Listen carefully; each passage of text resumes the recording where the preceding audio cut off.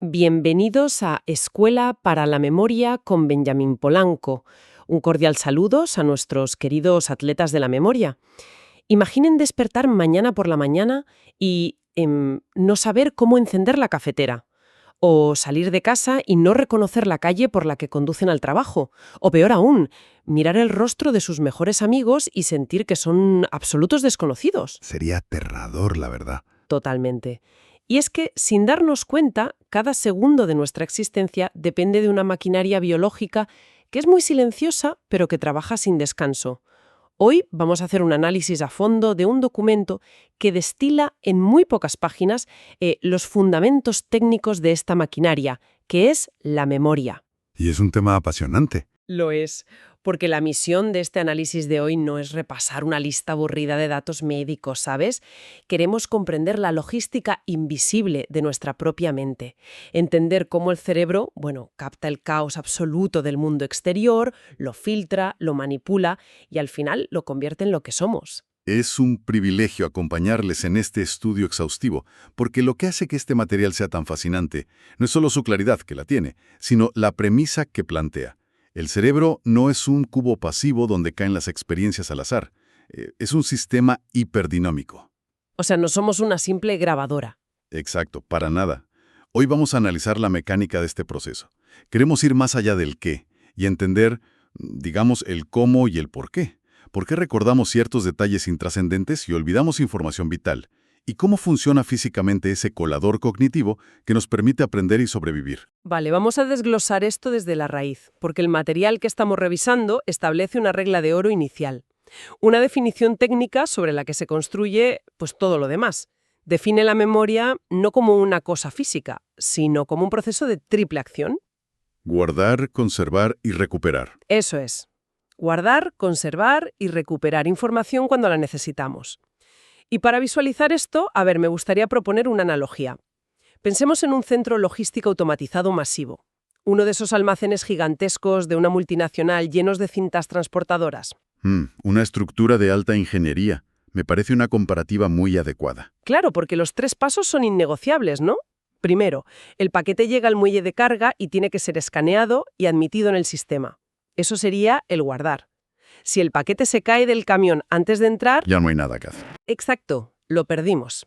El segundo paso es colocar ese paquete en una estantería muy específica con las condiciones óptimas para que no se degrade con el tiempo, que sería conservar. Y el tercer paso, que es la prueba de fuego, ocurre cuando alguien hace un pedido 5 años después. El sistema tiene que encontrar ese pasillo exacto, coger el paquete y enviarlo a la salida, que es la recuperación. Lo fascinante aquí es cómo esta cadena rige todo nuestro aprendizaje. Pero aquí tengo una duda razonable. Viéndolo como una cadena de suministro, me parece un sistema biológico hiperfrágil. Si falla un solo código de barras en esa fase de recuperación, todo el trabajo de guardar y conservar no sirve absolutamente para nada. ¿No es un diseño un poco vulnerable para sostener nuestra vida? A ver, es una observación muy aguda. Y la respuesta corta es que sí, es vulnerable. Pero el cerebro lo compensa con una redundancia increíble. Lo que ocurre cuando falla la recuperación, siguiendo tu analogía logística, es ese fenómeno universal que llamamos tenerlo en la punta de la lengua. Ah, claro. Esa frustración brutal de saber que sabes algo. Justo, la información ha sido guardada, ha sido conservada estructuralmente, pero la ruta de acceso rápido, digamos el software de búsqueda del almacén, sufre un bloqueo temporal. Y esto es vital para entender por qué la memoria es la base del aprendizaje humano.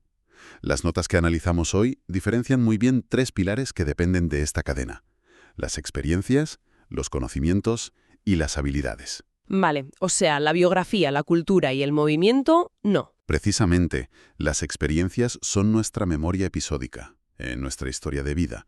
Los conocimientos son los datos formales, la memoria semántica, y las habilidades son la memoria procedimental o motora, como conducir un coche, nadar o montar en bicicleta.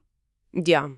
Si ese centro logístico biológico colapsa de forma permanente, no es que solo olvidemos un dato, es que perdemos nuestra identidad, nuestra comprensión del mundo y hasta nuestra capacidad de interactuar físicamente con él. Me vuela la cabeza pensarlo así, pero eso me lleva a la gran pregunta sobre el inicio de todo este proceso. O sea, ¿cómo llega ese primer paquete al muelle de carga? porque no vivimos aislados en una burbuja. Estamos constantemente bombardeados por estímulos, ¿verdad? Constantemente sí, cada milisegundo. Y aquí es donde el texto introduce el contacto inicial, la memoria sensorial. Y aquí es donde se pone realmente interesante, porque la define como un sistema que retiene información por un instante muy, muy breve. Es como cuando nos hacen una foto con flash en una sala oscura y nos quedamos viendo esa mancha de luz en la retina apenas un milisegundo. Es un remanente visual, sí, casi imperceptible. Pero un momento, a ver, si este filtro dura apenas una fracción de segundo, yo tengo que protestar como usuaria de este cerebro. ¿Cómo le da tiempo a la red neurológica de saber qué es ruido de fondo y qué es una amenaza real? Suena a que es un filtro demasiado rápido para ser preciso, casi temerario, diría yo. Ya, claro. ¿Para qué vas a registrar algo si lo vas a eliminar un milisegundo después? Entiendo tu escepticismo porque desde fuera parece un gasto de energía inútil o un sistema precipitado, pero la fisiología detrás de esto es una obra de arte de la supervivencia. La memoria sensorial no realiza un análisis profundo. O sea, no se para a leer la etiqueta del paquete en tu almacén. Vale. Entonces, ¿qué hace exactamente? Funciona mediante umbrales de intensidad y reconocimiento de patrones básicos. Piensa en los millones de bits de datos que impactan nuestros sentidos ahora mismo. Uf, un montón. La presión de tus zapatos, la temperatura del aire en esta sala, el zumbido de la ventilación. Si el cerebro procesara semánticamente todo eso a la vez, sufriríamos una sobrecarga catastrófica instantánea. Nos fundiríamos, vamos. Literalmente. Así que la memoria sensorial retiene la huella visual o auditiva esos milisegundos para que estructuras más primitivas, como la amígdala, evalúen si hay un cambio brusco. Si el sonido es constante, como el viento, la huella sensorial se descarta físicamente. Las neuronas simplemente dicen, dejo de disparar esta señal. Se aburren del estímulo. Exacto. Pero si el sonido rompe el patrón, digamos un claxon de un coche acercándose muy rápido, esa anomalía supera el umbral de alerta. En ese milisegundo el cerebro dice, ojo, esto es relevante, no lo borres, pásalo al siguiente nivel. Es como un portero de discoteca tomando decisiones instintivas y brutales para proteger el sistema. Fíjate, o sea que el milisegundo no es un fallo de diseño, es el tiempo exacto de procesamiento del peligro. Si el portero ve una anomalía, abre la puerta. Eso es. ¿Y a dónde va esa información? Porque la cadena de suministro tiene que seguir.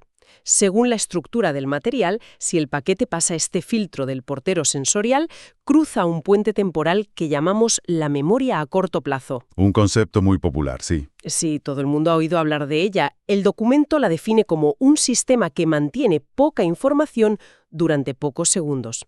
Y el ejemplo clásico que ponen es el de intentar recordar un número de teléfono antes de anotarlo. Un escenario que todos hemos vivido, estoy seguro. Totalmente. Pero analicemos la mecánica de ese escenario porque es muy cómico si lo piensas. Recibimos un código del banco por un SMS en la pantalla, apartamos la vista y vamos repitiendo mentalmente 7492. Como un mantra. Sí, caminando hacia el ordenador para teclearlo con una ansiedad ridícula porque sabemos que a los pocos segundos va a desaparecer. Si volvemos a las analogías logísticas, esto ya no es un almacén de alta tecnología. Esto es apuntar un dato importantísimo en un post-it pequeñísimo, con un pegamento de pésima calidad. Es una imagen muy gráfica. Entonces, ¿cómo explicamos que una maquinaria tan sofisticada dependa de un puente temporal que se desmorona en menos de un minuto? Pues si conectamos esto con el panorama general del metabolismo humano, te diré que esa mala calidad del pegamento es en realidad una decisión evolutiva brillante. ¿Brillante?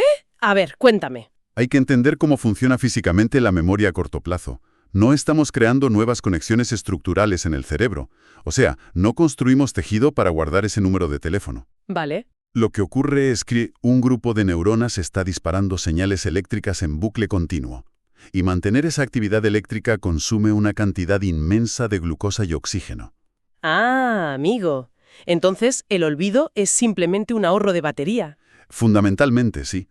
El cerebro es un órgano implacable con la economía de recursos. Mantener esa red encendida para un número que solo necesitas teclear una única vez es un desperdicio metabólico brutal. La memoria a corto plazo está diseñada con una obsolescencia programada. ¡Qué fuerte! En el momento en que dejamos de repetir mentalmente el código, es decir, en el momento en que dejamos de inyectar energía consciente en ese bucle eléctrico, la actividad sináptica decae rápidamente y, como tú decías, el POSIT se disuelve. Es una sala de tránsito pasiva. Claro, sostiene la información justo el tiempo necesario para cruzar de la percepción a la acción inmediata. Fascinante. Y tiene todo el sentido. A ver, nadie construiría una caja fuerte de titanio para guardar el ticket de la compra que vas a tirar al salir del supermercado. Exactamente, sería un absurdo. Pero claro, hay momentos en los que no nos limitamos a sostener pasivamente ese ticket o ese dato.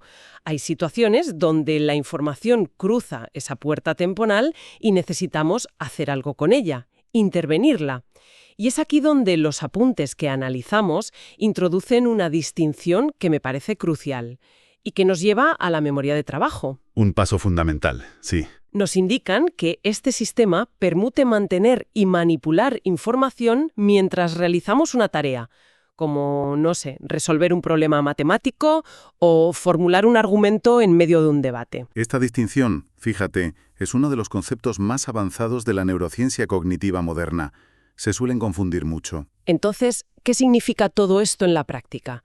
Si la memoria a corto plazo era simplemente la bandeja donde dejamos los ingredientes durante un par de minutos, la memoria de trabajo sería la tabla de cortar del cocinero. Me gusta. Es un taller estrictamente activo. Los datos están sobre la tabla, pero el cocinero no los mira sin más. Los está picando, mezclando, aplicando recetas que aprendió antes y calculando proporciones en tiempo real. La analogía de la tabla de corta ilustra el mecanismo a la perfección. Porque, como te decía, la memoria a corto plazo es pasiva, pero la memoria de trabajo es el procesamiento activo puro y duro. Si alguien nos pide multiplicar 14 por 3 mentalmente, ocurren muchas cosas simultáneas en esa tabla de cortar. Claro, tienes que retener el 14 y el 3. Eso es. Retenemos los números temporalmente, pero a la vez accedemos a la memoria a largo plazo para recuperar las reglas de multiplicar. Manipulamos las cifras, recordamos llevarnos una. Todo ese malabarismo ocurre gracias a circuitos prefrontales que supervisan y combinan la información. Es, literalmente, el lugar donde sucede el pensamiento consciente. Pero vuelvo a ser la abogada del diablo aquí, porque esa tabla de cortar sigue siendo ridículamente pequeña. O sea, si intentamos retener más de 4 o 5 conceptos y mezclarlos a la vez, el sistema colapsa. Nos saturamos. Exacto, nos quedamos en blanco y perdemos el hilo de la conversación.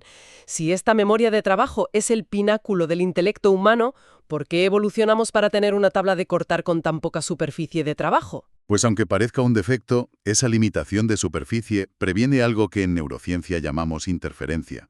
Si la memoria de trabajo pudiera manipular 20 o 30 conceptos simultáneamente, las señales eléctricas cruzadas entre esas redes crearían un ruido cognitivo ensordecedor. O sea, no sabríamos por dónde empezar. No podríamos priorizar qué paso dar a continuación. La restricción de capacidad actúa como, digamos, un foco de luz muy estrecho pero extremadamente potente. Nos obliga a concentrar absolutamente toda la energía analítica en el problema que tenemos delante en este milisegundo exacto, bloqueando el resto de distracciones. Y así logramos resolver ese problema y formular la respuesta adecuada, que es justo lo que detallan los fundamentos de nuestro documento. Así es. Es una concentración forzada, por limitación de hardware, básicamente. Tremendo.